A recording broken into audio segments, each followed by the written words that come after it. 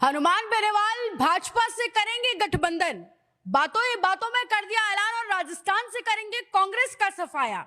अब कैसे होगा ये सब कुछ संभव, वही आज आपको इस चर्चा में जानने को मिलेगा। चर्चा के लिए हमारे साथ वरिष्ठ पत्रकार नीरज शर्मा जी हैं। नमस्कार सर। नमस्कार मैडम जी। हाँ, जिस बयान की आप बातचीत कर रही हैं, एक तो हनुमान बेनीवाल के बयान पर आप उनकी आगे क्या राजनीतिक एक्शन हो सकता है, इस बात पर आप ज्यादा विश्वास नहीं कर सकते हैं। वो अक्सर अपने बयानों की वजह से राजनीति में चर्चा में रहते हैं, जाने जाते हैं अपने इंटरेस्टिंग बयानों की वजह से।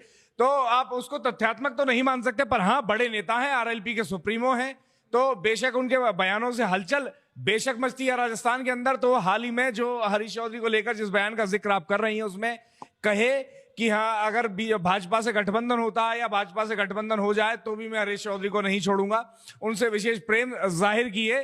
तो ये अंदर खाने कुछ बातचीत चल रही हो, ऐसा कहा जा सकता है। ओम बिरला से हाल ही में मुलाकात करके आए हैं, और आपने अगर नोटिस किया हो तो भाजपा को लेकर और भाजपा के बड़े नेताओं को लेकर जो अक्सर हनुमान बेनीवाल बड़े ही मुखर दिखाई देते थे, उसमें विशेष कमी आई है। इस बात से लोग भी सहमत होंगे जो हमें देख रहे हैं, वो दर्ज करें अपनी सहमति कमेंट बॉक्स में, क्योंकि अब कंपैरेटिवली थोड़ा कम हमलावर भाजपा के नेताओं के ऊपर या भाजपा की पॉलिसीज के ऊपर या सरकार के ऊपर हो गए हैं पिछले कुछ समय से हनुमान बेनीवाल। और विशेष रूप से जब से विधायकों वाला प्रकरण हुआ है, संभवतः उनको उम्मीद हो कि भाजपा उपचुनाव करवा दे या गठबंधन या कुछ ना कुछ अंदर खाने पक तो रहा है, बात तो चल रही है, ये संभव हो सकता है।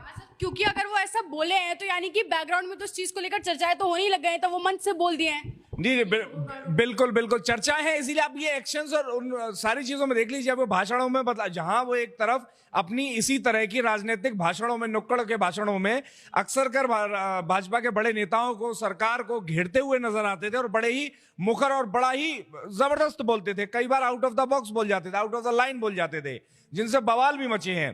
तो अब वो बड़ा ही सॉफ्ट हो गए हैं, इवन बात नहीं कर रहे हैं उस बारे में, और ये भी संभावनाएं जाहिर कर रहे हैं अपने भाषणों से कि अगर भाजपा से गठबंधन हो जाता है या भाजपा से गठबंधन भी हो जाए तो भी मैं हरीश चौधरी को नहीं छोड़ूंगा, वगैरह वगैरह। अच्छा सर, हरीश चौधरी से ऐसा क्या प्रेम है उनको कि उसके लिए बीजेपी पर से भी गठबंधन के लिए ये चीज तो बेनीवाल ही जाने, क्योंकि आप उनका जेलेसी बोल सकते हैं आप बेशक बेशक बेशक आप जेलेसी तो खैर क्या कहेंगे, हनुमान बेनीवाल उनसे बड़े नेता हैं, परंतु पॉपुलैरिटी के मामले में, ग्राफ मास लीडरशिप के मामले में तो हम चीजों में देखेंगे। सफलताओं के मामले में हालांकि आप कह सकती हैं कि हरीश चौधरी भी ठीक नेता है, परंतु हरीश चौधरी से उनको क्या इस तरह का बीफ है, क्या समस्या है, क्या परेशानी, ये खुद हनुमान बेनीवाल ही जानते हैं। उनको किस चीज का, किस नेता का, किस एक्शन रिएक्शन का बुरा लग जाता है, और वो कई बार अपने भाषणों में आपने कहते हुए और हम सभी ने सुने हैं कि